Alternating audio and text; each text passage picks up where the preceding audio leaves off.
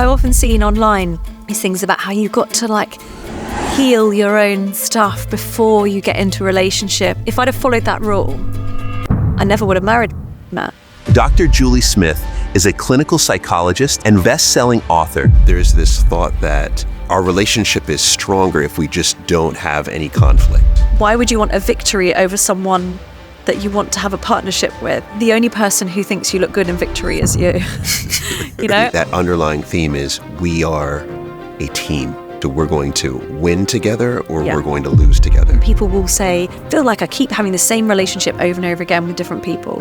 And sometimes that can be to do with the best thing for our own nervous system is each other. We're social beings, right? We live in groups because we survive better in groups. What's almost the litmus test to determine if your partner is far enough on their healing journey for you to be able to commit to them? I think it's whether they're able to commit to you. If you are anxious or avoidant, what's the number one thing you can do to become secure in your attachment? It comes down to communicating with your partner. I know I'm this way and I know I'm doing these things that drive you crazy.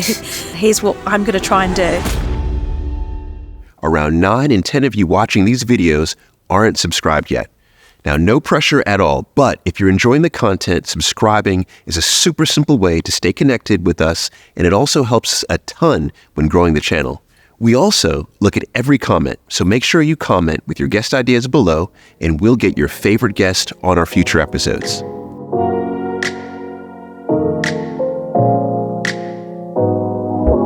Can we begin with where you were born and the circumstances in which you grew up? I was born not far from where I live now, down in Dorset. Okay. And my parents then moved to Wiltshire, and so I've been around sort of the southern counties of the UK. My mum and dad both grew up in difficult circumstances with, in poverty. So my dad grew up hungry. But once he met my mum, they managed, and they had us children, they worked their socks off so that we could have the kind of security that they hadn't had. I'm one of 3 girls. So I've got an older sister and a younger sister. And that was us, really. That was you. So you're the middle child? Yeah. Now, sometimes we hear the middle child is the wild child. Which is absolutely not the case. I'm the sensible one, the boring one, the one who always did my homework. And I was the shy one, the quiet one. Even within the sort of family, we would go to my grandparents' house and all the cousins would get together and things. And I remember my grandmother always saying, Julie's the quiet one. She's in the corner. I read a lot. I worked really hard at school. I had friends and good social life and social skills, but I'm just an introvert, I guess. And so I also liked that kind of quiet side. And Okay, fair. So you're an introvert. Yeah. Would you also say that you're shy as well? Yeah. As a child, for sure. Well, I guess that's still there to a degree. I just have the confidence and the skills to override it now, probably. But my natural inclination is to step back. But I think I've become more aware as an adult and as a clinician that those tendencies to step back, or I call it I would always grace people with my absence. So I, felt like a bit of, they didn't want to bother with me. So I would step back, or I would, disengage. And I now see that as, other people can read that as, well, they don't want to engage with me. Whereas that was just a symptom of kind of being shy, I guess. Interesting. As a young person, yeah. Where does that stem from? Because I'm unsure. I hear that introversion is a component of how we're born and genetics, etc. But that shyness is more so socialized. Mm-hmm. Is that true or not? I think there's a combination of the two. I think you can't really separate them. I think you have that natural tendency and your own kind of personal traits, but they're born out of not only your genetics, but also the environment you grew up in as well. In different circumstances, maybe a child who had the tendency to be shy might become something different, or, but with me, I don't know. Grew up in the 80s and 90s when, things were a certain way. So yes. I was able to sit quietly when I needed to. I wasn't sort of pushed out. But actually then when I got to senior school and I was in my teenage years, I loved theatre and getting involved in it. And I think there was something, I recognised at that point as well, that it was because I could be someone different and completely. I always played sort of really wild characters who were a bit off the wall and could do kind of crazy stuff. And I loved that, maybe because it was a bit of a freedom to be able to do those things that I maybe felt too shy to do normally. I don't know. I was introverted. I still am, you know, introverted. A lot of people say, no way. I'm sure they say the same thing to you. Yeah. But I am. And I was shy as well. However, what happened is that we moved quite a bit when I was younger, and I was in different circles. Okay. And I realized that I would come alive in certain circumstances, and then distance myself in others. Yeah. And theater was something I enjoyed. Yeah. And so I would come alive, and it's connecting for the first time. Maybe it's because of what you're saying, is the ability to step into another character. Yeah. Yeah. There's a freedom in that, isn't there? Because it doesn't say anything fundamentally about who you are if you get it wrong, or if you do something a bit kind of different. It doesn't. There's no consequence to it. It's nice. Yeah. It's freedom. It is. So you met your husband when you were young. Yeah. Young. Really young. Yeah. But you didn't marry young. No, it's a bit of a running joke that it took him 10 years to persuade me to go out with him, because we met when we were 11. So we both went to the same, we were in different kind of junior schools, and then we met in the senior school. And we were all kind of in the same small town. We're in a sort of similar friendship group. So we all hung out as kids. And it wasn't until I went off to university, he started a business in our hometown. And then we met up in my final year of university, just before my 21st birthday. And we got together then. But because we were already, best friends, it just made sense. It just worked. And our relationship has just got better and better because we've always had that underlying friendship. We know each other so well. And we enjoy spending our time. If we weren't together, we'd be mates. So it just works. If I was single now and I met someone, I only know about their life, what they tell me. And there's something strange about that, isn't there? It requires such a huge leap of faith in someone. Whereas when you know someone and you know all the people that they know, there's no guessing games about what someone's values are, or whether they're a trustworthy person or not. So I really am thankful for that. That is insightful. That's insightful.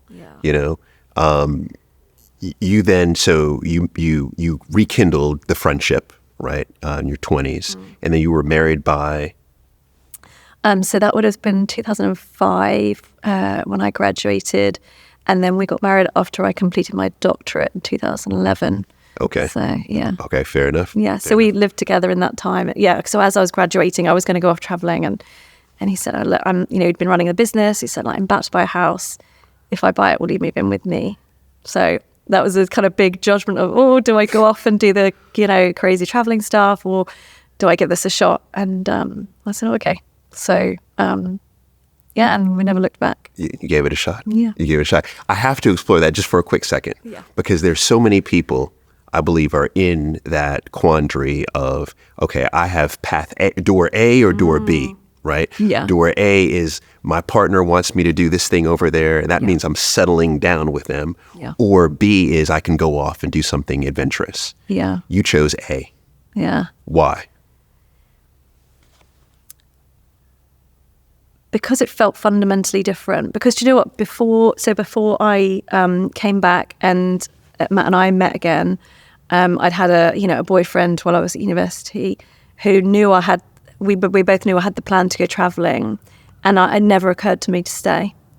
That we knew that was going to end and I was going to go, and but with Matt. And maybe that's love. Maybe that's the strength of the feeling. You just know this is big, and this is not just anyone. And Australia's not going anywhere, so I can travel later. But this is now, and actually, when I think about what I want to be doing with my time, do I want to be over there thinking about this guy, or do I want to just be here building this relationship? And so I think the ease of the decision was a good indicator of the fact that it was right, you know? But when you're sort of, oh, shall I, shan't I? Maybe that's because you're not so sure about the person. I don't know. Yes. Yeah. Yeah. So at your doctorate, and you were studying specifically Clinical psychology. Yeah. clinical psychology. Yeah. Why? Why clinical psychology?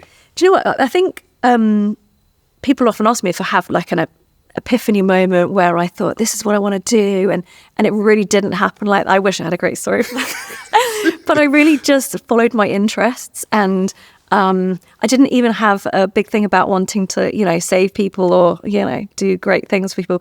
I just found it fascinating. And, you know, that kind of like quiet child thing, I read a lot as a kid. And all this, when I look back, the stuff I read, I didn't read sort of fantasy stuff or science fiction. I read stuff about real people in real lives, that sort of, you know, relationship stuff and things that told me about the intricacies of people and how they relate to each other and how people deal with things. It just interested me. And, you know, I didn't think anything of it at the time, but now I look back and I see that fascination that was there. And as a child, I have memories of laying in bed at night where I must have been under the age of like 7, a dark winter's night, cold outside, raining. And I would sit there unable to get to sleep because I was worrying about all the kind of animals that live outside, and would they be cold? Would they, you know, what about these children across the world who were starving or were in a you know, or children who didn't have parents? So I would just kind of sit and worry about, and it was almost like a magnification of, or exaggeration of empathy and compassion. It was, you know, gone too far really because I was up at night worrying about it. So there was that inclination, but when I started studying, I was just gripped. I just, all the research and so this is, okay, what's this? And what about that? And I just couldn't stop asking questions. And so it made sense for me to do that at university, even though I didn't know what to do with it. It made sense. After my undergrad, there was a job, a research job in an addictions unit that sounded fascinating to me. So I thought, well, let's try that because I don't know what I'm doing. Right. And then while I was there were other students there who were trying to get onto the clinical course, and then kind of showed me the path. And I thought, well, I get to study psychology again, so let's do it. Let's do it. Yeah, because it lights you up. Yeah, absolutely. You know? Yeah. And still now, you know, even though it's my work, if I have free time, I will generally read psychology stuff. And yeah, that's a good indication, isn't it, that you're in the right job. This is definitely your passion. Proper geek. Yeah, you were proper. The geeks are the coolest people on the planet right now. So you're very cool. You're very cool. I know. I say to my kids, you know, don't diss the nerds because, you know, the nerds end up running the world. You know. Exactly. Yep. All right. Now, if we even to go back around that time, you worked in the NHS. Yeah. Before private practice. Yeah. So during the NHS, what is that experience like for a psychologist? Because, and also if you can clarify this, is I've often heard that the waiting time to see a psychologist in the NHS is long as a result of there not just being enough, psychologists. Yeah. So what was your experience like at the NHS? Yeah, it's tough because you do your training and there are all these kind of ideals about how you could do therapy and how long that would take and what can be achieved with that. And then you get into a real environment like the NHS where I worked in a ward, an acute ward that was just for guys from the MOD and girls from the MOD at the time when we were in Afghanistan. So lots of military trauma and stuff. I worked in intensive care wards and outreach teams for people who were really poorly and might need to come to hospital. Crisis teams, and then community teams as well, where people are living at home, but they come in for help. And in a community team, that team might have, I don't know, a couple of thousand people on their books. And there would be a team of nurses and a few doctors. And then there would be 1, maybe 2 psychologists. Wow. So a fraction of the people that get into the community team would ever see a psychologist. And then because there's such a wait and hardly any people get to see them, there's that pressure to get results fast. But results don't happen fast because, you know, these people are dealing with problems that have built up over their entire lives. It's not going to change in a month. You know, you need time and to work on things, to have any significant. So you feel like you're trying to do your job with your hands tied behind your back a lot of the time. And I don't think there's any clear-cut answers to that. But it's really tough for clinicians. And what I could see was lots of people, individuals, whatever their profession was, who so badly wanted to do so much good for people in their community and just did the best that they could and often did more than was expected of them to try and kind of help people and stuff. So, yeah, it was good work, but tricky.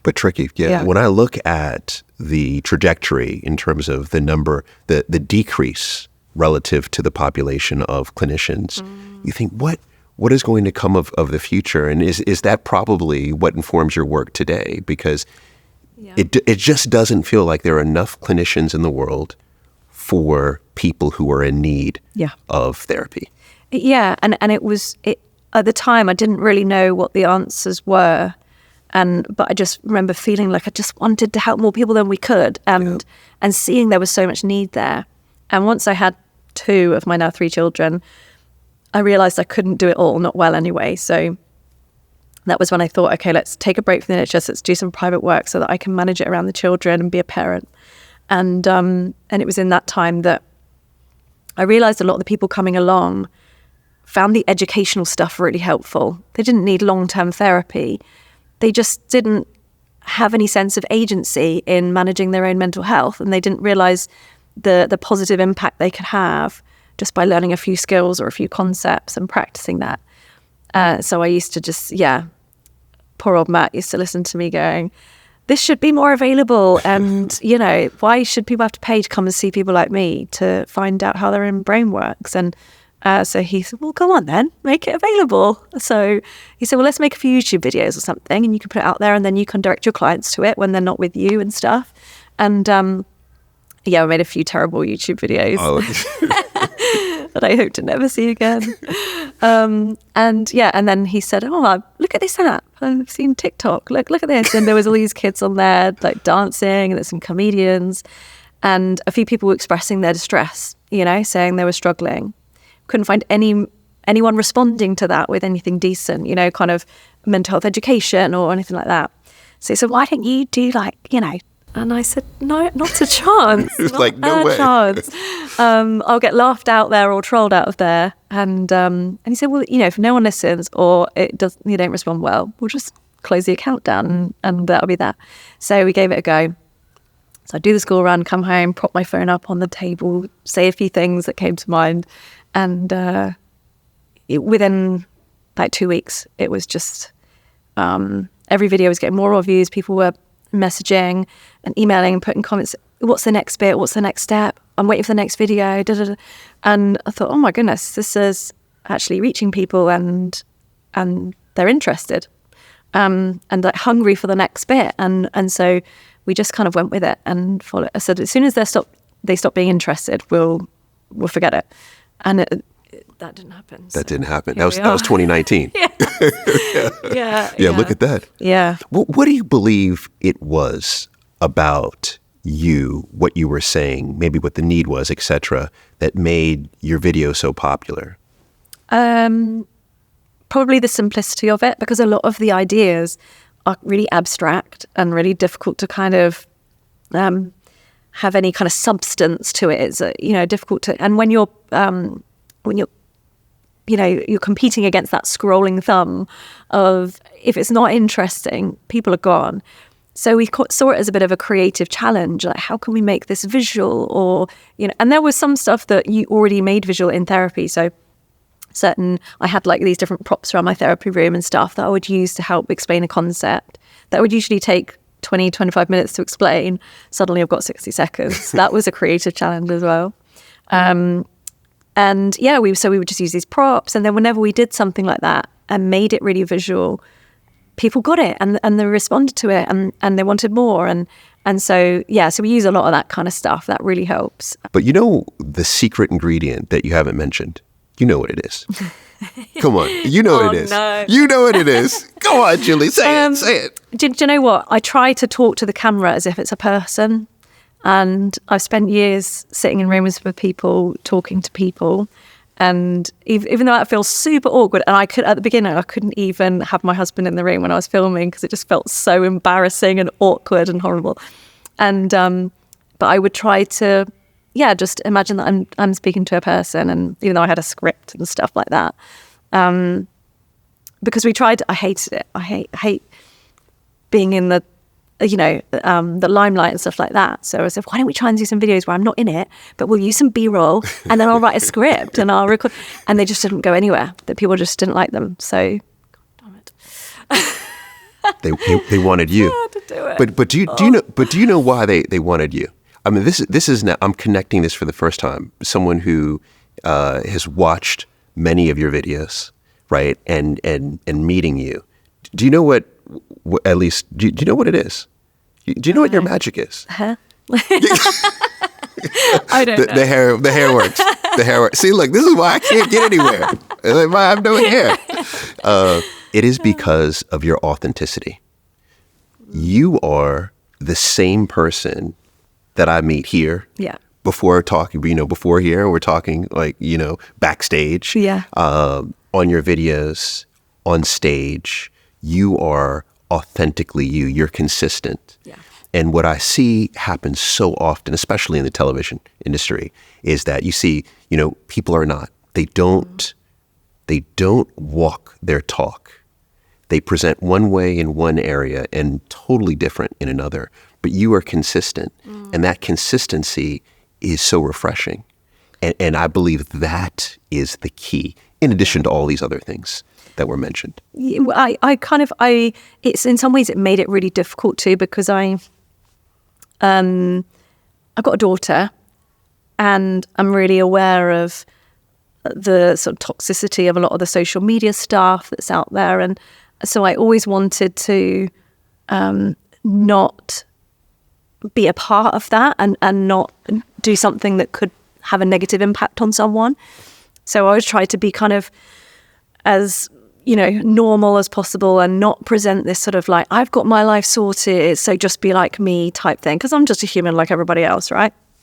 I didn't want to try and present anything that was unrealistic or not true, but that also means being a bit vulnerable, and I'm also a professional and I have clients. And yes. So I felt like I was on this sort of tightrope really, where I was like, how much of myself do I share? How much of my family do I share? And there's always, I think we're the first people that are really navigating this, because it's all so new, isn't it? There's no guidebook, is there?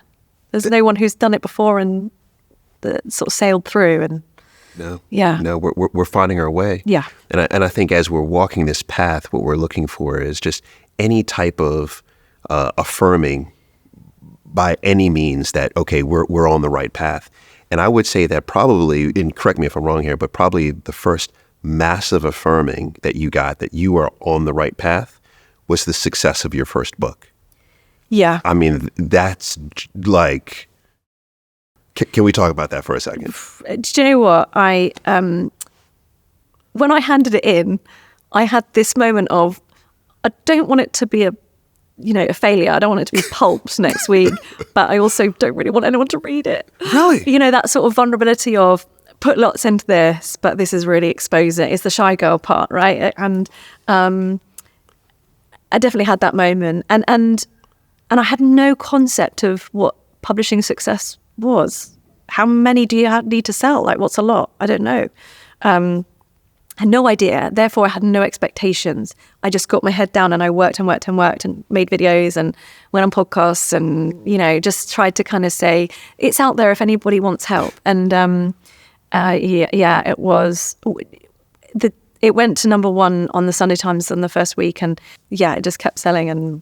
And that's how it works with therapy, right? When I did private therapy, I thought, oh my God, I'm going to have to learn how to advertise and do all this. Didn't do that. Right. I never thought it would be word of mouth, but it's very private when you're in it. And then when you find something that helps and you're on the other side of it, you then come across someone who's struggling and you go, try that. That's really helpful. Yes. It worked for me. And you can't wait to help people. And I think that's what's happened with this stuff. Why has nobody told me this before is the book. So what's the pressure when writing Open Win? Because this is your new one. You must have pressure. Yeah, it made it such a different experience on publication. I think I was better at the writing experience because the first time there was a lot, every day I had to just get over myself and that fear of, I've convinced everyone I can do this. Can I? And then had to, get over that to be able to start typing. Whereas the second time round, I knew I could write, but there was more expectation from everybody else. Whereas the first time I didn't know what success was. I didn't know, what to expect. I just went with it. Whereas this time it was, will it get on the Sunday Times or won't it? Or and so it definitely changed the experience a little bit. Now, when you were writing Open When, you went through a life-changing experience. Yeah. Can you talk about that and how it impacted not just your writing, but your life? Yeah. So I was about 6 weeks away from handing the book in. So last March. And I found a lump in my breast, and I'd been through that before. I'd had lumps and bumps, got them tested. They were nothing. It was all fine. Didn't expect it to therefore be anything. And I genuinely had the thought, 6 weeks, so much to do, so little time. Shall I just wait until the book's in before I go and get this sorted? Interesting. Then gave myself a bit of a talking to and said, don't be so silly, pick up the phone, make the appointment.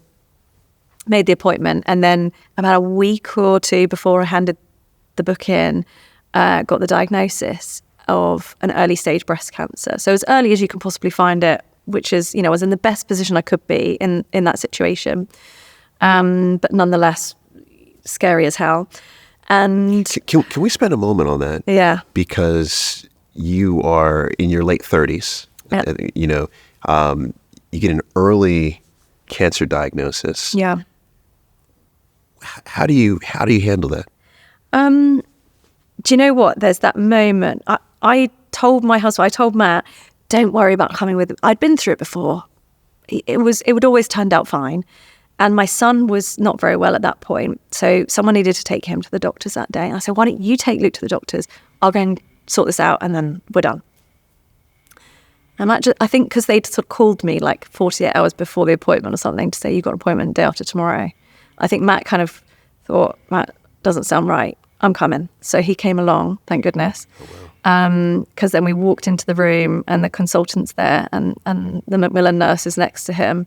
And I remember as I sat down, I just got this sort of like, this rush of adrenaline just went through my body and I just sort of like heated up. And he's leaning forward looking sad and I'm just sort of like not really registering all of the words, but thinking like I'm free falling, like what on earth is happening? And I remember Matt sort of, he'd been given a chair a little way over and he kind of shuffled in and grabbed my hand kind of thing. And I almost couldn't, I think at that point I kind of took my hand and I almost couldn't, like it's the someone hugs you and you burst into tears thing. Like I just needed to go into, okay, what is this? What do we need to do? When do we need to do it? How we do it? Blah, blah, blah. I needed to go into sort of business mode of let's sort this out. Yes. And needed to kind of register what the guy was saying. And then, so we didn't really have a moment till we then left the room. Because it's weird, you find out in bits and bobs. So they say, well, it's these precancer cells and we're going to have to take it out. But before that, they've got to do lots of other tests to find out how far it's gone, where it, if it's spread or those kind of things. So there's still lots of uncertainty. It's not like you find out your fate on that day. So yeah, we had a bit of a moment after when they said, okay, you've got all these other tests to do and biopsies and stuff, which I knew was just a horrible procedure. And so they said, take 20 minutes, go have a drink. And we sat outside and that was, I think, when we had this like, what the actual, what's going on? How do you handle that moment? Because you have the theoretical experience now on how to handle moments like this. Yeah. Thank God you have an incredible partner that's with you, but at the same time, you're a human being. You're a mom. Yeah. So how do you handle that? Yeah, I think that was the biggest thing was your mind immediately goes to your children. I need to be here. And there's that, it wasn't a huge amount of time. It feels like a huge amount of time at the time, but that period where you don't know, and you have all those tests, and then you're waiting for the results. The results came back, and the recommendation changed. And we didn't want to tell the kids until we knew what the plan was and that I was going to be all right and all that kind of thing. I was trying to get rid of the book, so I almost finished. I was just reading through and editing, and then I wanted to hand it in. And I just happened to be reading the chapter on fear, when fear hits you. And I read it. And I thought, this isn't what I need. So I pressed delete, deleted the whole thing, started again. The whole chapter. I wrote what I needed to hit with a sort of letter at the beginning. So each chapter is a scenario, and it starts with a letter from me. That's a bit of a pep talk. It's like, okay, here we are. Here's the deal. Here's what to focus on. And then the skills come next. And the letter just was really gentle, a bit like how, Matt had tried to grab my hand in the meeting and I'd gone, no, let's just focus. I needed that focus. And if you read that chapter, it's a bit like a sports coach or something.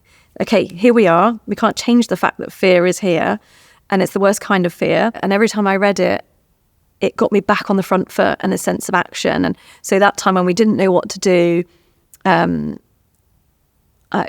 read that chapter that day, and then me and my husband just started calling people, and then we planned in the operation and got it done. Got it done. Yeah. There you go. And today, you are?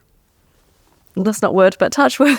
I'm on the other side. You're on the other side. Thank goodness. Thank goodness for all of us. Yeah.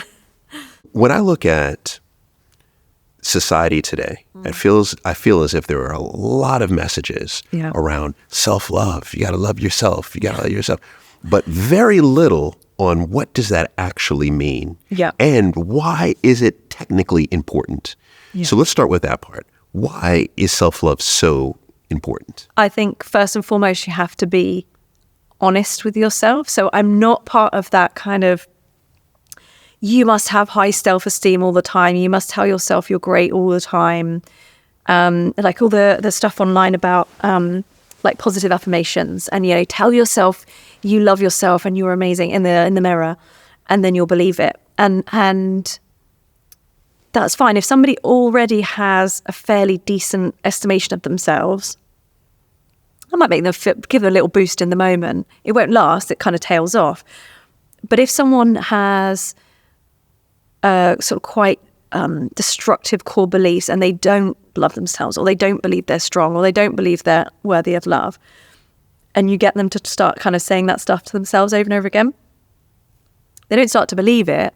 They come up with, in their mind, all the reasons why it's not true. And it starts this internal battle of, I am worthy. Well, actually, you're pretty rubbish at this, and you're pretty, you just start this internal kind of destructive pattern of thought, which can then just become all consuming for people. So the way that we learn and change our beliefs is through evidence of action.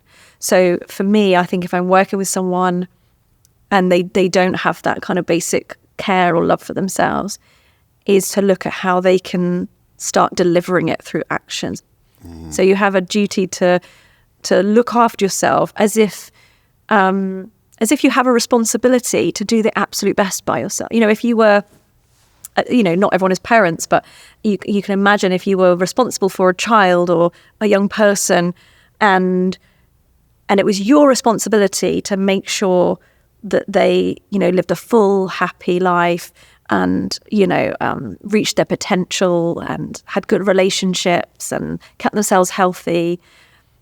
What are the decisions you would make for them? Right. How would you treat them? And when they tripped and fell and they made mistakes, how would you speak to them then? And it's that sort of like, it's okay to feel something, isn't it? But do you then follow it up with action and behavior? Yes. Because that's the stuff that convinces us. Okay. So those thoughts that you were talking about before that intrude and say, negative thoughts, in essence, is that this metacognition idea? Is that what that is? Yeah, so metacognition, so we all have the ability to think, and then we all have this incredible we think it's a very only humans kind of thing, but this ability to think about what we're thinking about. Okay. So I can, I don't know, I'll knock my drink over and I'll start thinking, oh, you absolute idiot, you've made a fool of yourself, you're very clumsy, you're doing this. And then I could go, oh, wow, I'm being so self-critical right now. I'm being really harsh on myself. And that's the metacognition, is thoughts about the thoughts. Okay. And that's really what we'd use in therapy is, people will come into the room, they'll offload about the week. And then I go, wow, look at how you said that. Or what does that mean? So what were you thinking at the time when you did that? And so it's all that process of just getting a kind of bird's eye view on the situation and being able to see your thoughts for what they are. So it's metacognition is the thoughts about the thoughts. Yeah. And it's just having a thought about the thought. It's no other further analysis. It's just the thought about the thought. So it leads to further analysis. So you can then look at, okay, was that warranted or was it true? Or because, most thoughts are biased because your thoughts influence how you feel, and how you feel influences your thoughts. So people might often think of it in the first way. So they'll say, if you're self-critical, then you'll feel depressed or you'll feel low. But actually, also, if you're emotional for whatever reason, let's say you're really stressed out, you've got a lot going on and you're exhausted, so your emotions are heightened, then you're also more likely to be self-critical in those moments. Yes. And the fact that it's influenced in that direction as well shows us that thoughts are not factual, because how can they be if they're influenced by your emotional state? Yes. Which fluctuates all the time. Yes. So there's real power in that, because we often have what's called emotional reasoning as well. So you'll feel something. So I feel like an imposter, therefore I am one. Or I feel like a fraud, therefore I must be one and I'm not worthy to be here. Or, I feel like a failure, therefore I am. And so it's emotional reasoning is when we feel something, therefore we believe it must be true. Okay. Fair enough. So then how do we, when we have, so we've done the analysis, right, from the metacognition, right? How do we then change our thought? What do we do to increase the positivity in how we're talking about ourselves? Because, and two is, actually, let me go back to this, is what is self-love? Because that is also something that I hear, 15 different definitions of what self-love. What is it? I think it's a set of choices. You can feel love for someone else. I mean, it's the action thing, isn't it? Do you show that? In what way do you show that? And how do you have evidence of that? Okay. You might experience something in terms of feeling when you're around them or when you're thinking about them, that kind of thing. But then what does that mean in terms of what you do? And so I think it's when it's talking about loving yourself, it's about treating yourself as if you're someone you love, isn't it? And having genuine compassion for yourself and so when I do things like the live TV or something, when I go on this morning, and it's genuinely pretty terrifying, or at the beginning, the way that I managed that was not by saying, I'm really good or I'm the best. It's if those horror stories in my mind come true, I fall over, flash my underwear to the nation, whatever, humiliation, I'll have my own back. I'll look after myself as if I would if it was my daughter doing it. I will not kick myself. If I make a mistake, I will not kick myself while I'm down. I'll be very careful about how I speak to myself in response to that and how I treat myself in response to that.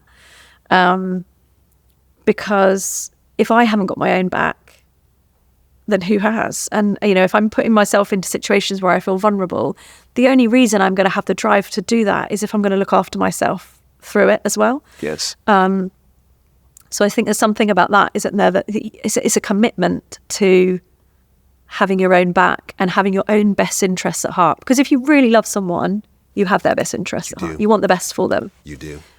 You do. And I love, it's interesting, as a parent, I'm with you. It's so easy to say, okay, this is how I treat my child. Yeah. So therefore, I should be treating myself the same way. Yeah. But I would imagine for anyone, it is anyone that you love.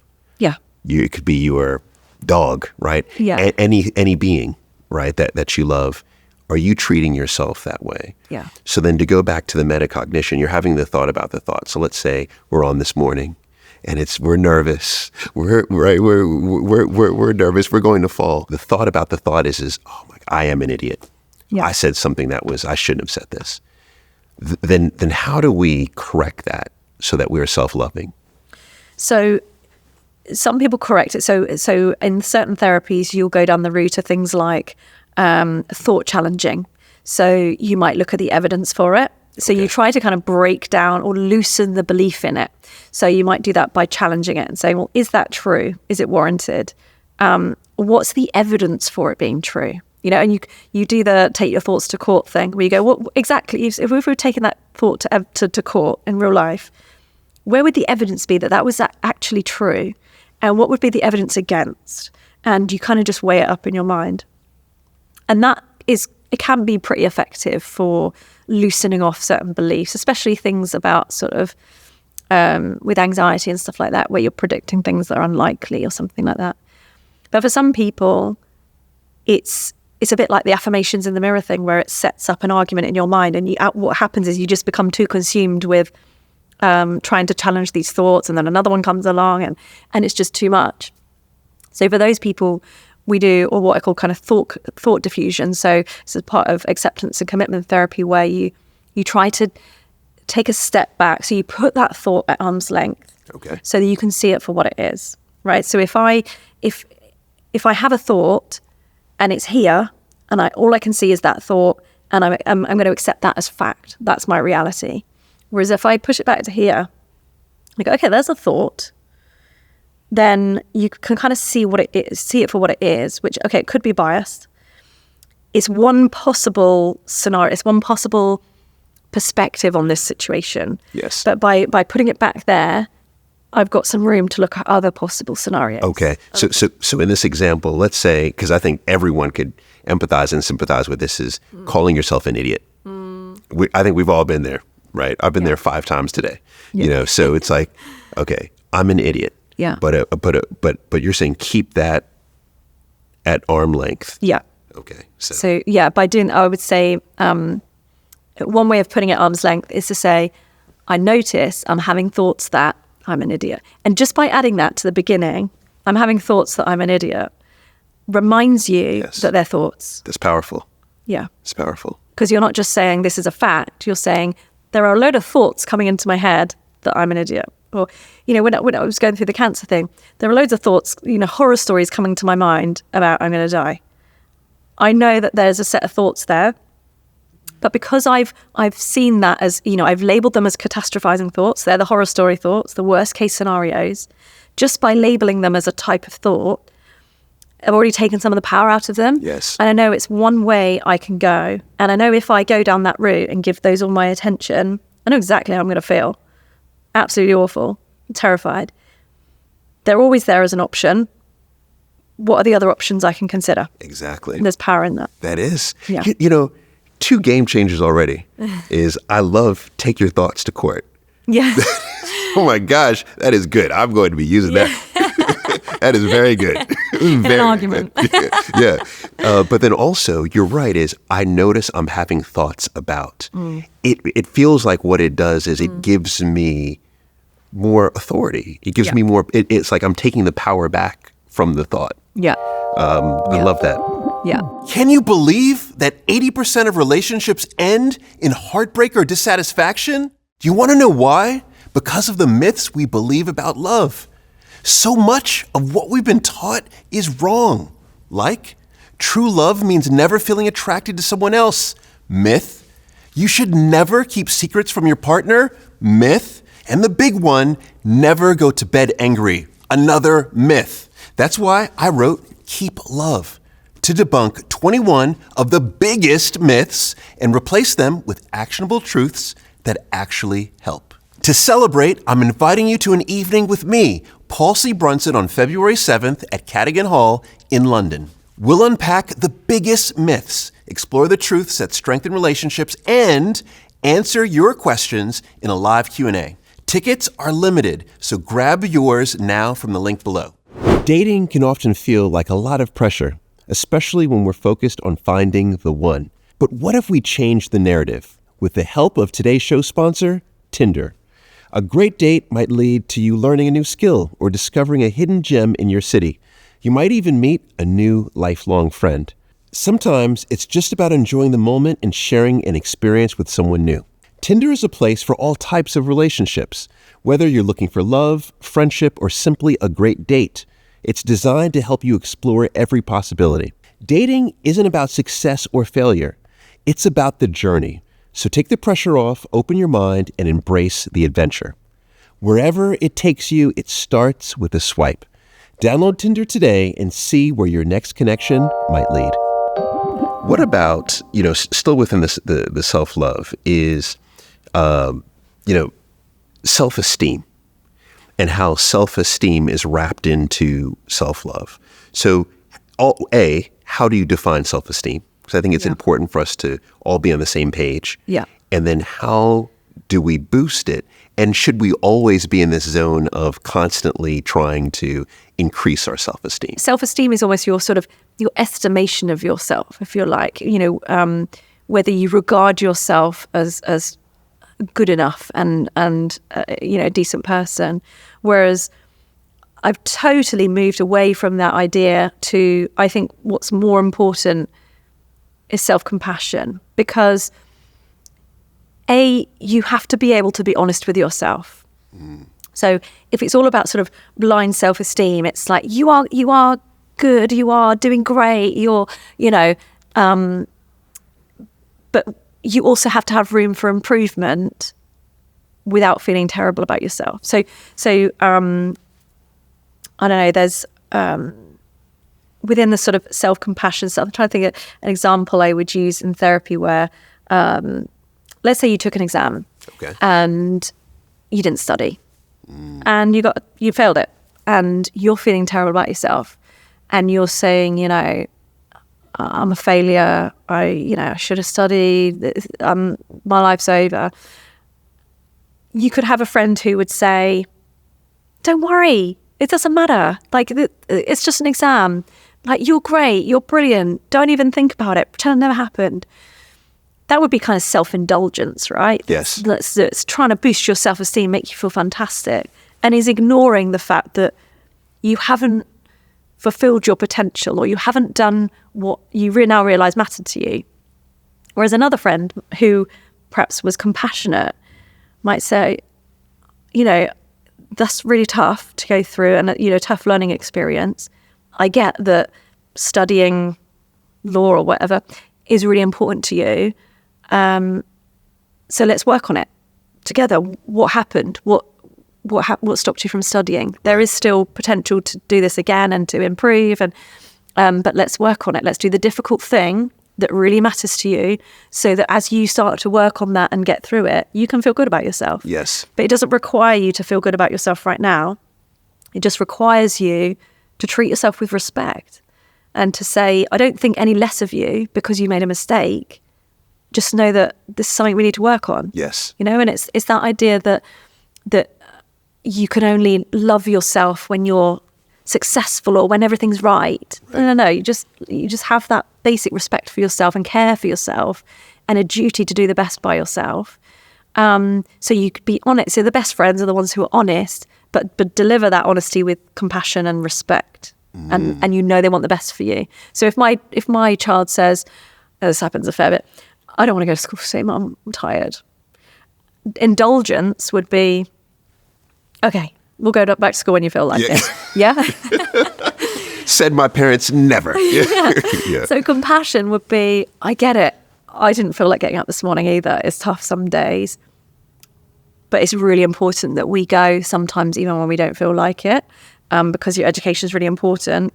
Let's go and I'll, help you get there, and then we'll have an early night tonight and we'll do what's best for you. But recognise that this is our priority today, because you're not poorly or whatever.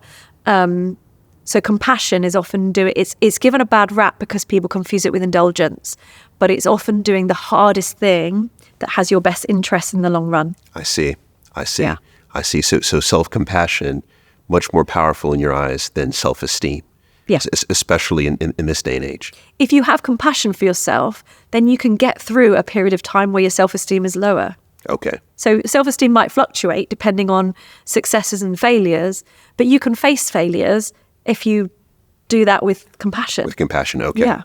Does confidence read into this in any way? Because I've often looked at confidence, and I've heard a lot of people describe confidence as a muscle that we just need to continually build. And when we have confidence, we're able to treat ourselves with more self-compassion, more self-love. Yeah. So what is confidence? And is this something that we need to be focused on building constantly?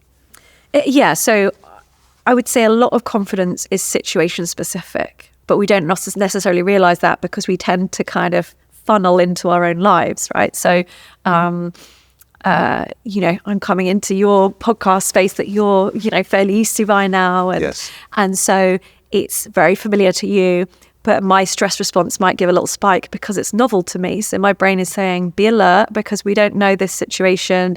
We need to kind of deal with this. It's not automated yet. Whereas if I took you into a mental health hospital, you might be like, oh, I don't know what I'm doing here. I don't know how to get it right or what to say, or, so it's situation specific. Yes. And so if there's something you want to master and to feel more confident at, I would always say don't aim for confidence. Confidence is a byproduct of being willing to be vulnerable, be the beginner, put yourself in a situation where you don't feel confident and sit with it and repeat it again and again and put the work in until your brain starts to automate some of that. And when your brain is able to predict a scenario and how it will run, and you feel able to have agency in that situation, you can handle different scenarios, then you have that confidence that you can kind of deal with it. Yeah, I see that. Yeah. I see that. So how does that relate to our relationships? So you think about people who say, gosh, I just don't feel confident dating. Is it, okay, go out on 5 dates so you can build that muscle? Is that in essence what it is? That would be a great thing and that's generally what happens in therapy, with like phobias or social anxiety and stuff like that. You'll do the work on the thought stuff, like we were saying earlier about, dealing with kind of negative thoughts or anxious worries and that kind of thing. But you also do a behavioral side. So you'll make a scale and you'll look at, okay, what's the scariest situation you can think of in terms of social interactions, dating or whatever. Maybe like a big group date with speed dating or something is like the scariest thing. And maybe the easiest thing is just going out for coffee with my friend and someone else I don't know yet. And you don't start with the scariest thing. You start with the easiest thing that feels like a challenge but doable, because you need an easy win to begin with. Yes. So you do something that's just a little bit challenging and you do it again and again until it feels easy. And what happens is you kind of have like your comfort zone, and then you have a kind of, fear zone outside of that. You just want to step slightly out and keep doing that until what happens is the comfort zone grows to encompass that. So the thing that you do every day will become that comfort zone, right? So you do that and then you step outside of it again. And you keep, so the idea is you have to repeat it quite frequently. Okay. So if you go on a date once a year, it's always going to be terrifying, right? Because it's always new. Where a bit like me with the kind of TV stuff, if I do it a lot, it's fine. If I have a break, it's like starting again. And it's, it's scary again. So, and that's just your brain saying, this is novel, be alert, get your A game on, because we can't remember how to do this. Sure. By the way, I have surveyed endlessly around what's the scariest dating scenario. And you almost got it 100%, but you missed one thing. Right. So you said big group speed dating. Yeah. Oh, yeah. It's big group naked speed dating. Who knew that was a thing? It's a thing. Tell me it's not a thing. It is a thing. Oh my God. That would be education today. That would be the scariest thing. That would be the scariest. That would be the scariest thing. Imagine being so comfortable. Oh yeah, I naked group speed date all the time. Wow, that is. It's wild. No. Julie, the streets are wild. The streets are wild. Okay, so... I'm small-town folk. All right, so what about, and this reads, I think, specifically into building up that confidence, is criticism and disapproval, right? Yeah. Because I feel as if this is it. We're critiqued, especially on social media. Yeah. Everything. To the point where I was talking to someone else about this, where my son, he's going to hate me for saying this, but I have to say it is, so he's 14, right? And he'll go onto socials and he'll look at the comments. And this is how he determines whether or not he will look at a video. Is he won't look at the header of the video, he won't look at the thumbnail. He'll go into the comments and he'll look for whether or not there's critiques of the video. Before he's watched the video? Before he's watched it. And I thought, this is so, for me, it feels so bizarre. Yeah. But what he's looking for is whether or not there's conviction on the part of other people who are watching to say, no, you should watch it. And others saying, no, you shouldn't watch it. And that's how he knows I should watch this thing. Yes, he's looking for the social proof. Yes. Yeah. Yes. But so with criticism, because it does feel like it's everywhere, how do we manage this, especially when we're trying to keep our self-love alive? Because that's an interesting experiment, isn't it? Because in doing that, he's assuming that the people making the comments have good taste or have his taste or have the same interests as him and are a decent judge of a good video. So it's putting a lot of trust into these strangers, right? Isn't it? Yeah. Rather than diving in and taking a risk with your time and interesting. Yeah, I guess. So I think when it comes to criticism, especially on social media, I think one of the biggest skills is determining what's helpful criticism and what's not, what's personal attack or stuff that's going to bring you down. But again, if you're only going to listen to people that are sort of saying everything's wonderful and you're doing great, is there much to learn from that? I don't know. But equally, you don't want to just open yourself up to, randoms on the internet that are having a bad day and decide to kind of take it out on you. So it's sort of probably a more important skill than ever to teach our kids and adults that is determining whose opinions matter, whose opinions do you value and why. Do those people have your best interests at heart? Because they need to, if they're going to have valuable information to bring. And does that match up to, so does their criticism align with your goals or your values and where you're trying to head to? If your son was going to acting school and that was his dream, but you wanted him to do law school and that was your dream for him, so you were criticizing his every move, would that criticism be helpful to him? Maybe not. But if it was different, if you wanted him to, achieve his dreams of being an actor, and then he was doing a performance and you were saying, oh, try this, or actually that wasn't great, so let's try doing that.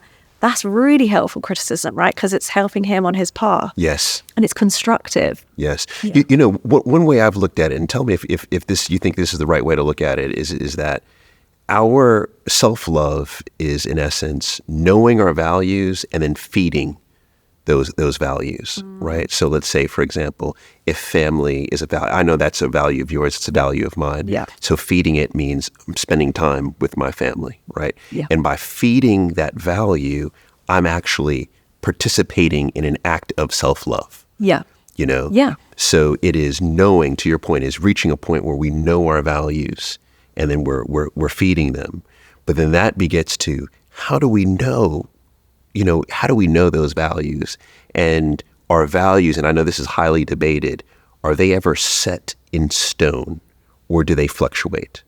Oh, they absolutely move through life. I mean, when I was in my sort of, early 20s, I never knew I even really wanted to be a parent. I was so focused on studying and I wanted to go traveling and explore, and I had no idea that I would even become a parent or that would completely transform my life. So my values at 21, completely different to my values at 31. Yes. And they're different again. And there's some really great values exercises that we do in acceptance and commitment therapy that I personally do every few months, or sometimes just when I feel like everything's out of sorts a bit. Oh, wow. And because you feel like you get pulled in different directions, right? So, and it's really easy to do. So you kind of lay out the different areas of your life on paper. You might have, health, parenting, marriage, friendships, like lifelong learning or your career, education, all that kind of stuff.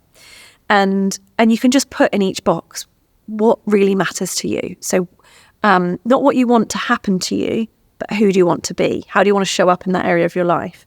And in good times and bad. So, Julie, I understand you brought some props.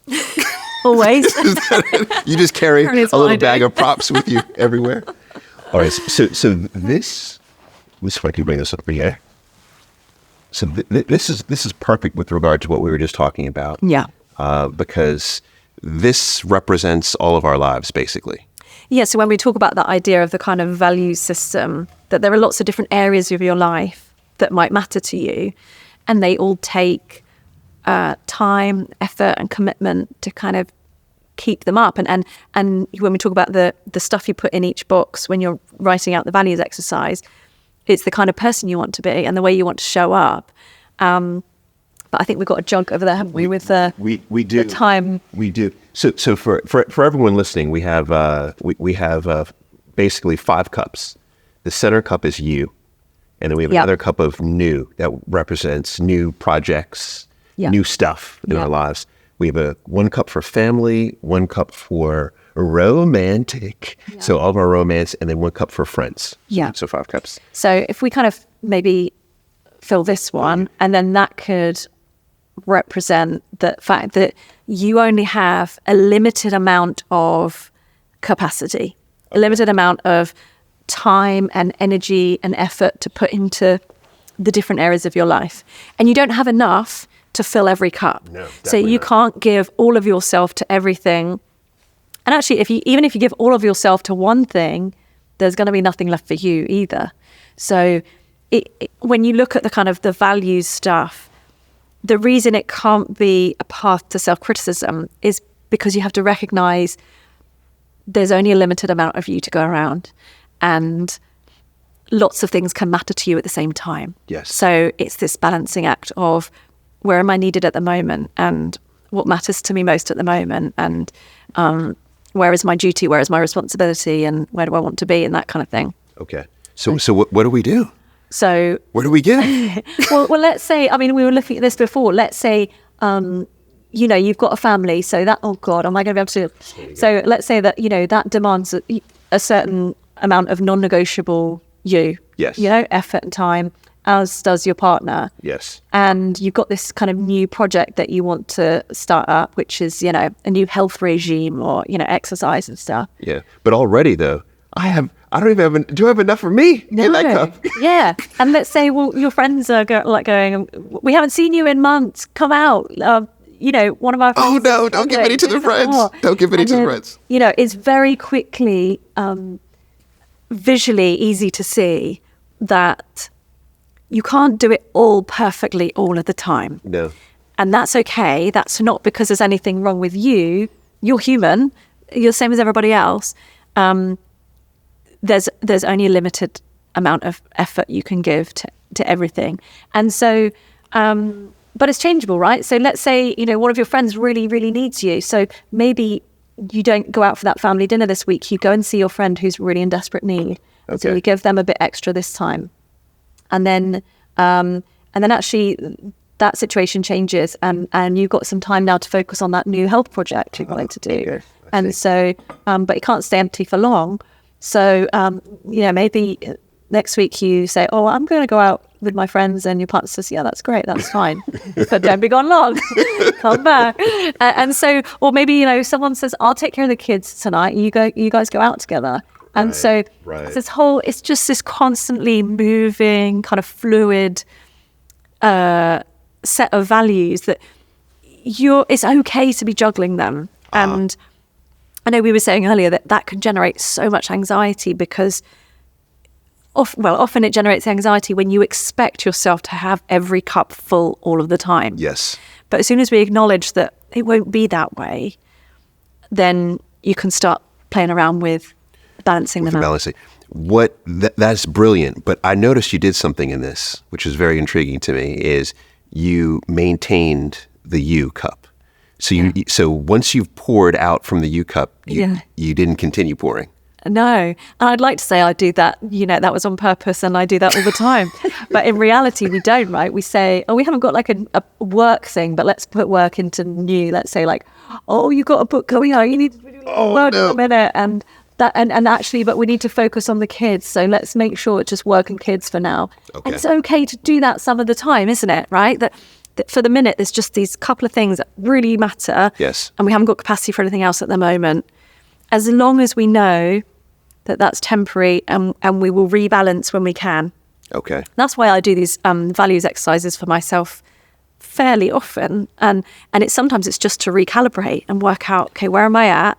And where do I want to be that might be different to that? Yes. You know what I love about this is it goes against this phrase that we hear all the time, and that is you cannot pour from an empty cup. Yeah. And I think what that refers to is your cup. So clearly in this example, there's nothing left in the U cup. So you're right, I can't pour from that. Yeah. But I can borrow from other cups. Yeah. And that, brilliant exercise. Yeah, yeah. And I guess sometimes that involves things like, if it was you've put loads of, effort into your relationship, but you had no me time and you've been putting loads of stuff into, effort into work. It's saying, I know you really want to, spend every evening together. I really feel like I need some time to do something for myself or go and start exercising or whatever it might be. So sometimes it means asking for that, doesn't it? And saying, I need to take a bit of time. But that gives me something else to bring back later on. Yes. So it's always that kind of negotiation. And you're always back and forth, always back and forth. So now we have to talk about anxiety because this is this underlying current in everything that you mentioned. Yeah. So for example, if you don't feel like you're loving yourself enough, anxiety creeps up. You don't feel like, you're entrenched enough in your values, anxiety creeps up. Do you think that we are more anxious as a society today than ever? I think so. Do you know what? I was talking to my mother-in-law a while back and we were talking about, I can't remember how it came up, it's like stress and anxiety. And my husband asked her, how it was years ago. And she said she couldn't remember anyone being stressed or maybe not having the vocabulary for it. That, work was more physical and there was, a finite amount of, when you did it, the job, it was then done and then you would start again the next day and it would be, there wasn't this, I don't want to be a sort of down and out about technology, but all the things that were supposed to make life easier have just raised our expectations for ourselves. Like email. God damn, you used to go into an office, check the mail, and then it was done. And then you could get on with the work that you were supposed to be doing. Whereas now, if you don't reply in 10 minutes, people are like, are you okay? Where are you? Yes. What are you doing? No.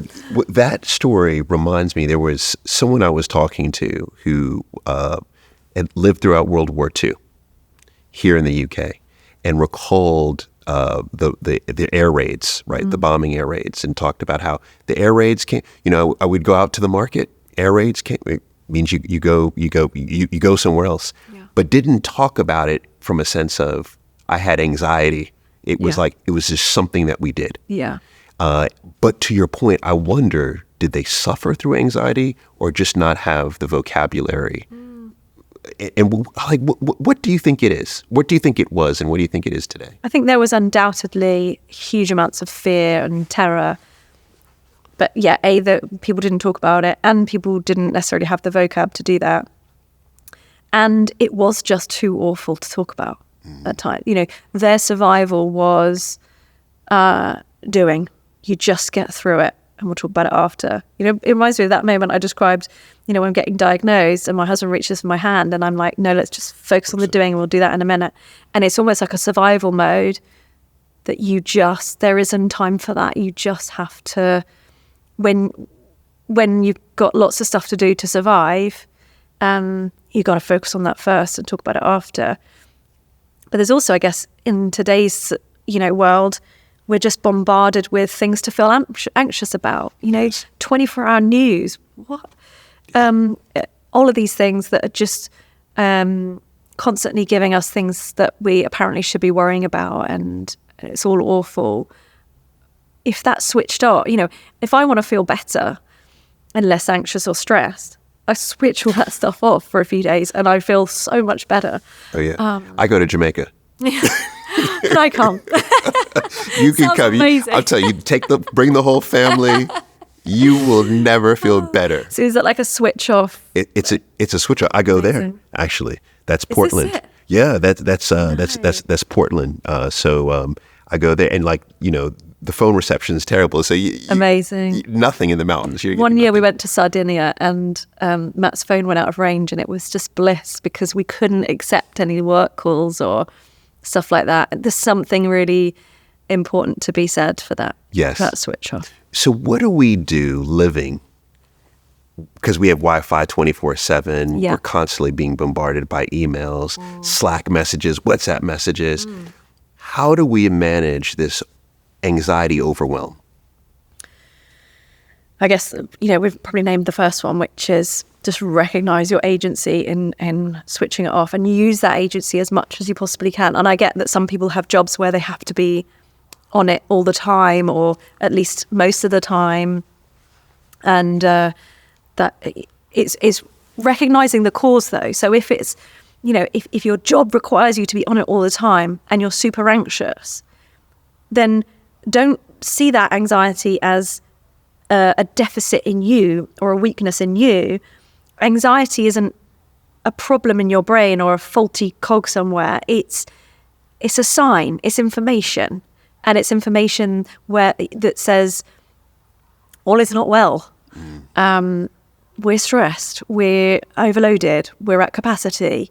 All of those things, and sometimes those symptoms are not easily recognized. So you just notice, you're just doing it, but you notice you've been arguing with your partner every day for the last week, and there's this big project due in or something, and you've been not sleeping well, or all those things seem to funnily just combine, right? And but they're all information that say if you're at capacity, something has to give, and sometimes that is an easy, simple answer, like I need to take a couple of days off, or I need to go back to exercise or see my friends. And sometimes it's bigger, more difficult decisions, isn't it, about lifestyle and about choices of career, or it's not easy. It's not, but even to your story around addressing your cancer, is that what's worse for us is avoiding these tough decisions. Yeah. And I feel like this is what happens more and more. I felt like that's how I lived my life for so long, is I was great with the small decisions. Yeah. But anything that was major, looming, consequential, I would say, I'm just not going to make this decision. Yeah. And it always bites you in the ass. Yeah. Yes. Yeah. And it's that sense that I'm just delaying the decision, but actually doing that is a choice not to act on the thing, isn't it? Yes. It's a choice in itself. And, yes. And I think I went through that when I was in the NHS, and I had 2 small children. Every night I would be up several times in the night. If you're going to have one of them's got a cough or a cold or something, and I would be up in the night and I would look at the watch and it was like 5 a.m. and I've got to be up in an hour to get everybody out of the house so that I can get to work, and then I've got 5 patients to see. And so I was then having a coffee between each patient because I was petrified. What if I yawn in someone's face when they're telling me their, deepest, most, painful stories? And then I go home with a migraine because I've been trying to stay awake, and the big decision there was, I can't do this while I have small children. I have to change something. And however much I believed in the NHS and wanted to be a part of that, while I had small children, I couldn't manage it. And I could see that there was this other option. I didn't know if it would work. It was really scary. But I had to try. Yes. And look where that has landed you. I was saying, look where that has landed I'm busier than ever. Yeah. All right. So now we've been talking about these various components of self-love. And now we're going to move on to finding happiness through other people, right? Right. Because, and I know you write about this, you talk about this, and you actually just talked about around self-esteem. We're so self-centered. Yeah. So why is this, do you think, a theme that is very important to you? And I would say that this is actually different than what we hear in pop culture today. Yeah. I feel like what we hear is we must find happiness in ourselves. Yeah. We are our own happiness. I'm going, screw everybody. I'm going to Bali. You know what I mean? I'm going to find my happiness there. Yeah. Yeah. But you are saying that's not correct. Yeah. And I've often seen online these things about how you've got to like heal your own stuff before you get into a relationship and things. And I get the idea behind that. But if I'd have done that, if I'd have followed that rule, I never would have married Matt. And I'd only just be about ready to get together with him and missed our whole window to have a family together. We're both humans. We're both works in progress. We do the relationship thing so much better now than we used to because we've practiced and we've put the work in and we've made mistakes and then we've tried better. And we've learned about ourselves and each other along the way. And that's okay that we've done that together. You know, we've always committed to each other while we were doing that. And so I think that's okay. And yeah, it's like you say, if you want to have a family, you haven't got very long to work. And what's healed? Yeah. What does that look like? I don't know. And I'm a psychologist. So, but you know, I think it gives people this impression that healed is this it's a perfectionism thing, isn't it? That you will be this brilliant human being, you'll be so okay with yourself, and then you'll find this other wonderful person who's already done all that same work and is already okay with themselves and behaves perfectly in a relationship, gets everything right for you, and you get everything right for them, and it'll be bliss, and the relationship won't be hard. Absolute tripe. Just not true at all. Is that true? The skill is to, make your mistake and then learn how to repair that and recommit to your relationship and do better next time for the person. And, when we talk about this sort of how life used to be and that couples would get together at, 16, 17 and then, still be together at the end of their life. And I think that's really how they did it. They just committed and then they did the work side by side. Fair enough. So if you are someone watching, listening, and you realize that you are a work in progress, yeah, but then you're also with a partner who's clearly a work in progress, right? You're like, they're always a bit more of a work in progress. You're like, I've got my stuff almost together. I don't know about them. Then what's your response there? What's almost the litmus test to determine if your partner is far enough on their healing journey for you to be able to commit to them? I think it's whether they're able to commit to you. That's the biggest test, isn't it? Can I stop and say? Was that the right answer? Oh my God. Okay. We'll go with that. That was a mic drop. Yeah, I think, yeah. Yes. Yeah, because if they're not willing to care for you and commit to you in the same way that you're able to do for them, then don't wait around. Don't waste your time. And I think people will behave as badly as you let them get away with sometimes. Yes. I love it. Yeah. I love that. I love that. So happiness and partnership, it goes hand in hand, right? And why is that? Why do we need, as a human being, why do we need others, especially for our happiness? Yeah. But I think that the best thing for our own nervous system is each other, and the worst. So we impact and influence each other all the time. And that's because we're social beings, right? We live in groups because we survive better in groups. And it's our ability to communicate and cooperate and look after each other. It's the reason we're here today, and I say that in the book, actually, in the bit about asking for help, is that the only reason we're here is because our ancestors were willing to both ask for help and to accept it when we needed it.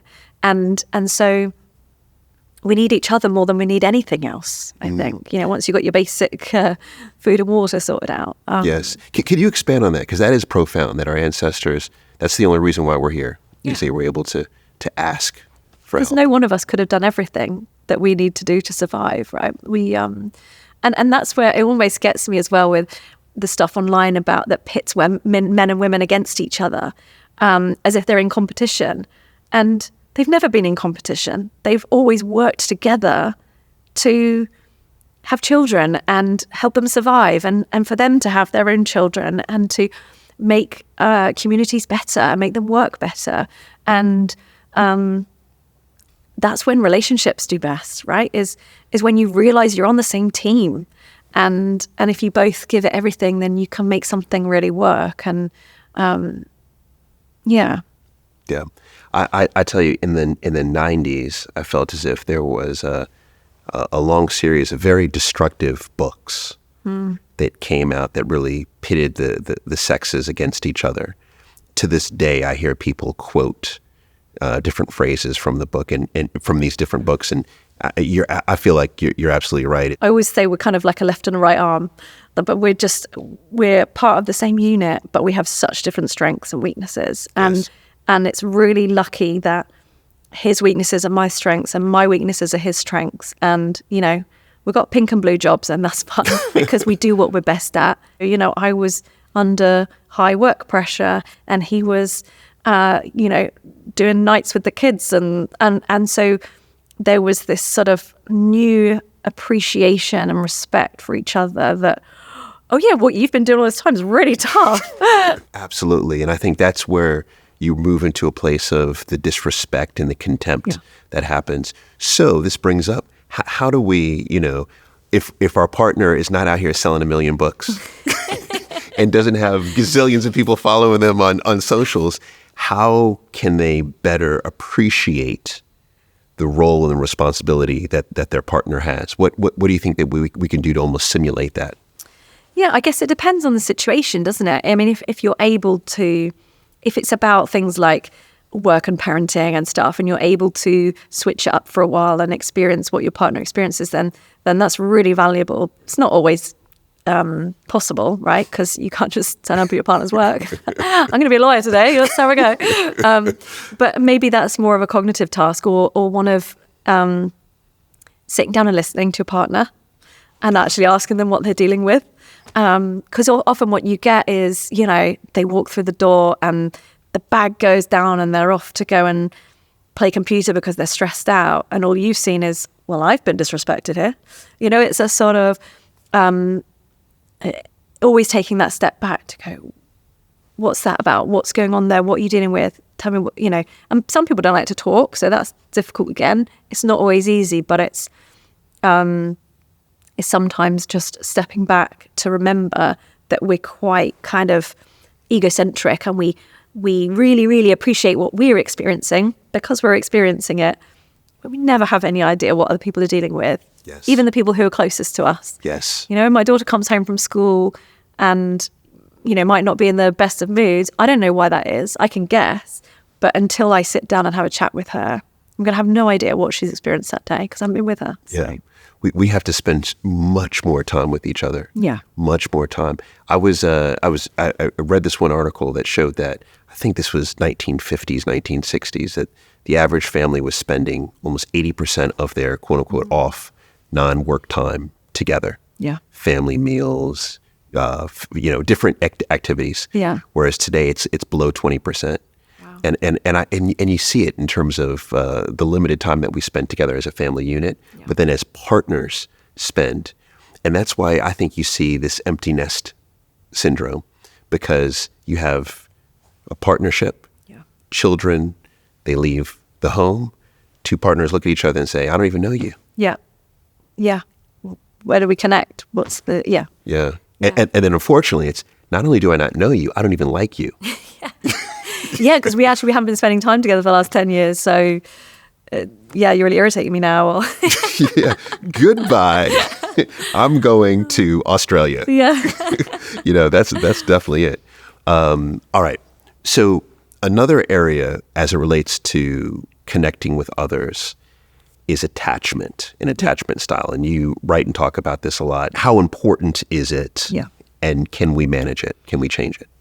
Yeah, so our kind of understanding around attachment styles is generally based on studies in infants and young children, and this idea that there are certain styles of how mother and baby are attached. So you might have, the ones that are often talked about a lot are anxious attachments, that where a child is, as soon as the mother leaves the room, the child is there and worrying about that and following mum, and or avoidant attachments where a child might be slightly indifferent. So even when a mum goes and then comes back, the child won't necessarily go to greet them, or, and so there are lots of kind of signals to sort of general attachment styles in infants.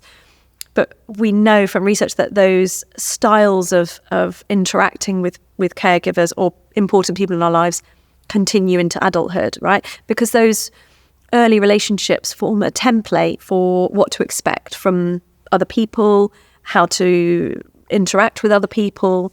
And so we just kind of use those into adulthood. They don't disappear.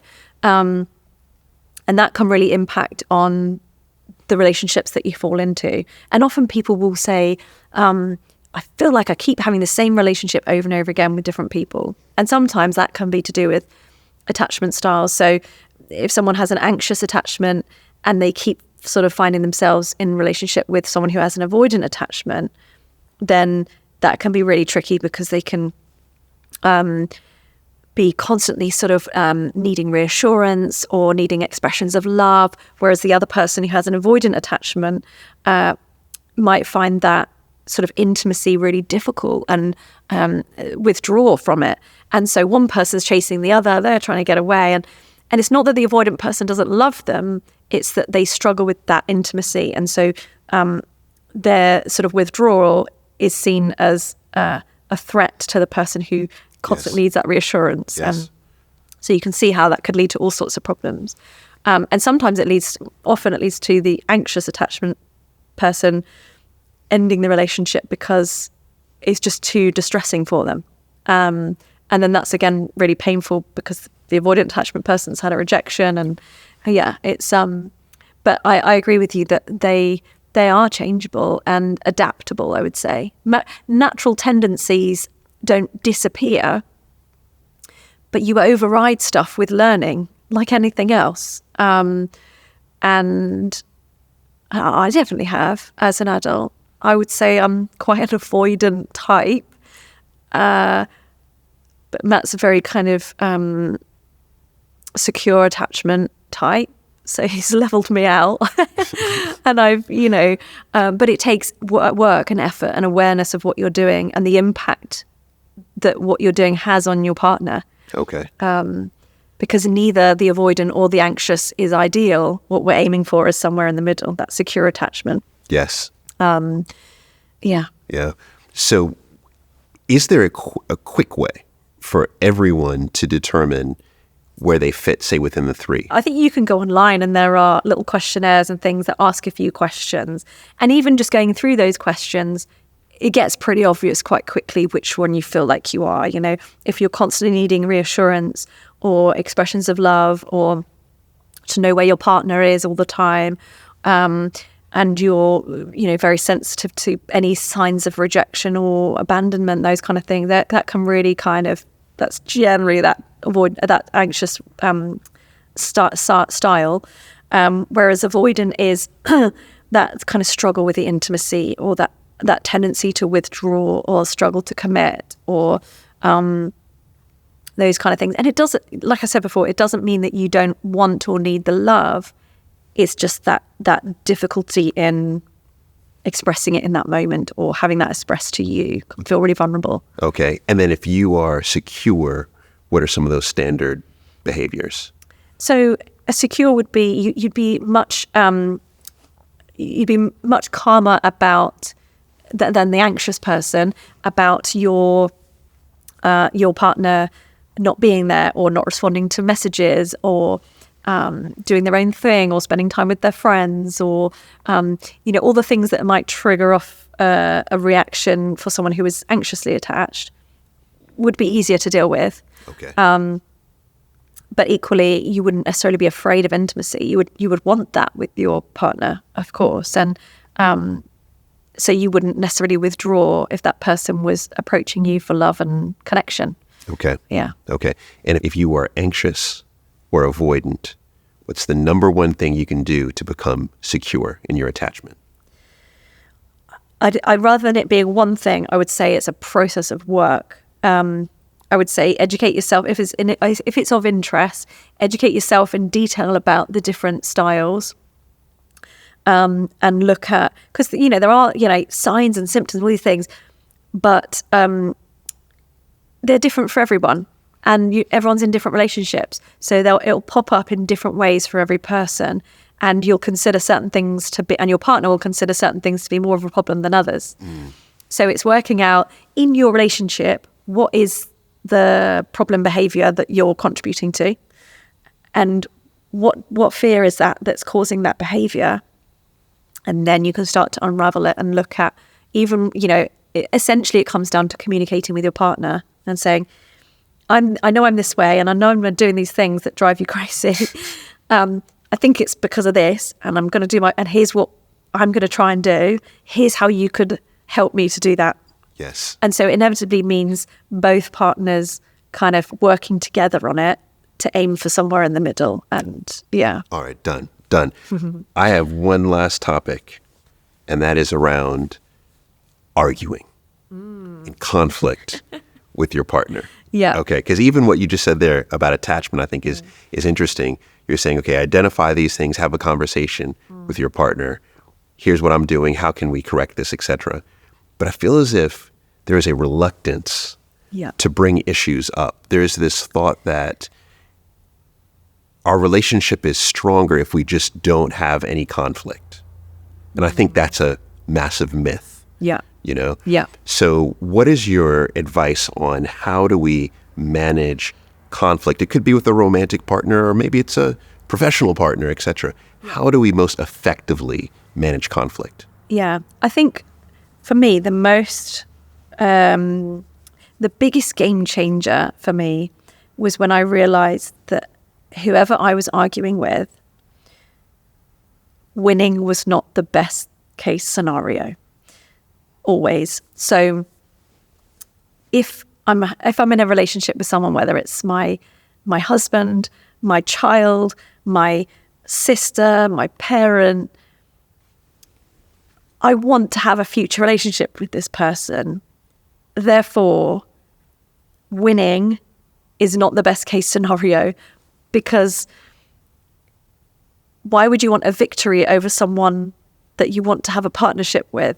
It's the whole idea that you're on the same team again, isn't it? That the only person who thinks you look good in victory is you, and actually, if you're, pretty nasty to your partner because you want to prove that you were right and they were wrong, then all they remember from that scenario is how nasty you were willing to be right. So, you can have an argument and then take your time away from each other to calm down, and then come back and repair any damage that you've done.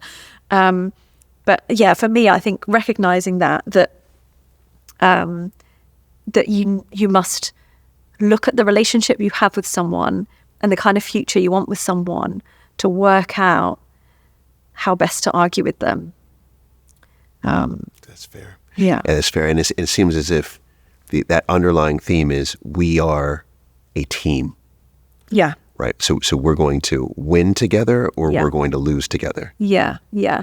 And I think something you learn as you sort of work through your relationship and you get older is that you're not doing it perfectly and you're going to mess up. Yeah. And that doesn't mean the end of your relationship. That means you experience the pain of that, and then you work out how to do better next time. Whereas I think early on in relationships, there's this sense of if you have a big blow up about something, you really disagree about something, how can you possibly come back together again? How can you possibly move through that? And I think there's a maturity that comes with realizing you can. Yes. And yeah, I think you play around with methods of it too, don't you? I think a lot of the times, if Matt and I disagree about something, or we start bickering about something, and then one of us would make a joke, you make a joke of it, or we know each other so well now that we're sort of almost, I know, you know what the other person's reaction is going to be, so you do a little mock of it, and then you can both laugh again, and you realise you're both being ridiculous. Yes. And that this is silly, and it doesn't matter. Yes. But I think you have to go through those sort of painful first early years of working it all out. How you're going to do that, and how you're going to repair and reconnect. You sure do. You sure do. This has been really good in terms of the self-love piece that we talked about earlier. And then as well as, okay, how do we then, in a healthy way, partner with someone? Yeah. You have had some incredible conversations. I know you have. Patients, friends, family members. When you think about the most memorable, who was it with? What did you talk about? And what was the lesson? Oh, gosh. I've got a few of those. I worked with someone in the past, several people who, had not left the house in years. And when I started working with them, I'm thinking, how am I gonna, I'm fresh out of clinical training. This is massive. How do I help this person? And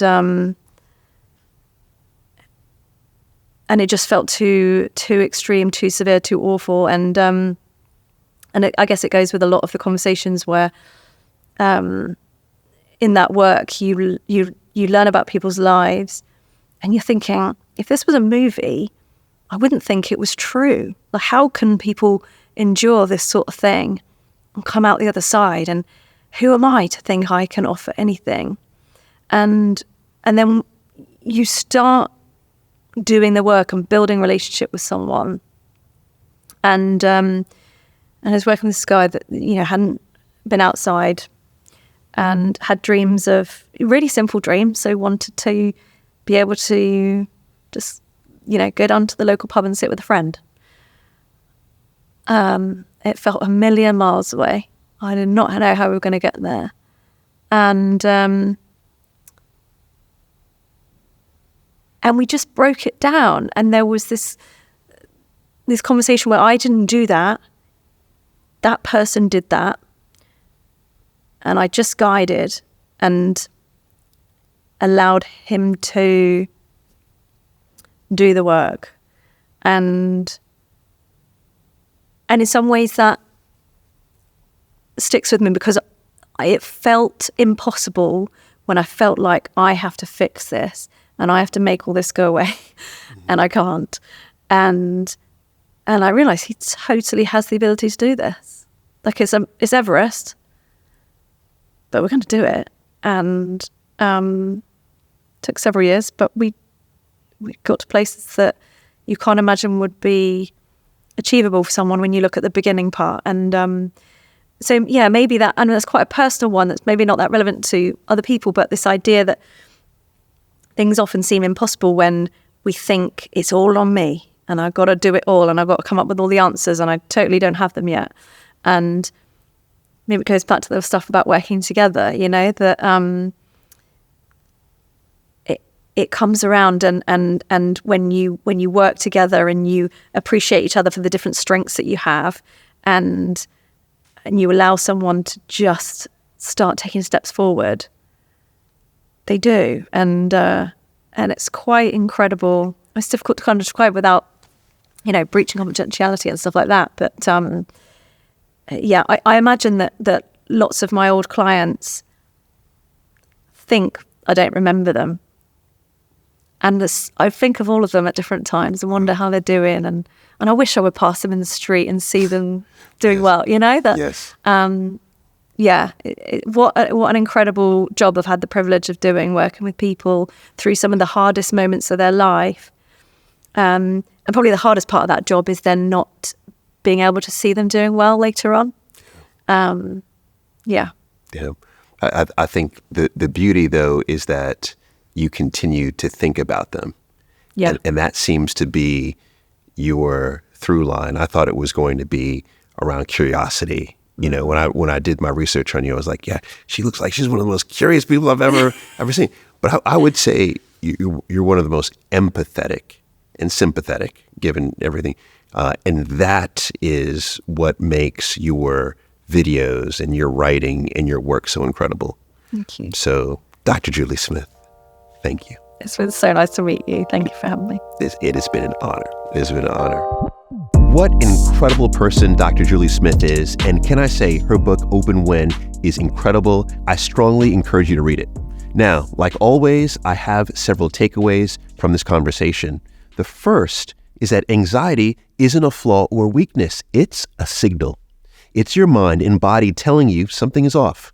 You're stressed, overloaded, or at capacity. Recognizing this is the first step. Instead of fighting anxiety, listen to it. Reflect on patterns like poor sleep, increased conflict, or a constant sense of overwhelm. These aren't just symptoms. They're messages urging you to recalibrate. In a world of constant pings and notifications, reclaim your personal agency.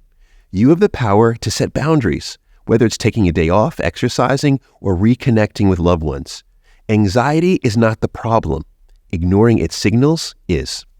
The second takeaway is that Dr. Julie Smith reminds us that commitment is the ultimate measure of readiness in a relationship. If your partner isn't willing or able to care for you and match your level of commitment, don't wait around hoping they'll change. Taking each other for granted can breed contempt and erode connection. Remember, people will often treat you as poorly as you allow. Honor your worth and seek a partnership built on mutual dedication, respect, and care. And last, but surely not least, number 3 takeaway, clarity in your values transforms how you handle criticism. When you deeply understand what truly matters to you, the opinions of others no longer hold the same weight. Your values become your anchor, guiding your decisions and allowing you to move through life with conviction. As Dr. Julie Smith wisely said, once you have your values, it becomes so much easier to deal with disapproval from outside. When you live in alignment with your core beliefs, external judgment cannot shake your inner strength. We Need to Talk is quite literally brought to you by Adobe Express, the quick and easy create anything app from Adobe. The team uses it to create materials for the show, from the cover art to the social posts. But I think you'll get a lot out of it too. What sets Adobe Express apart is how it puts content creation within reach for everyone. Whether you're making a personal vision board, drafting a business manifesto, or creating social content on the go. With templates for everything from Instagram Reels to presentations, you can easily make it your own without starting from scratch. It's intuitive and accessible, so you can bring your ideas to life effortlessly. And that's the beauty of it. Adobe Express makes sure that creativity isn't just for the professionals. It's for anyone with an idea. It levels the playing field, giving you the confidence to create something that truly stands out, no matter where you're starting from. Search Adobe Express to get started.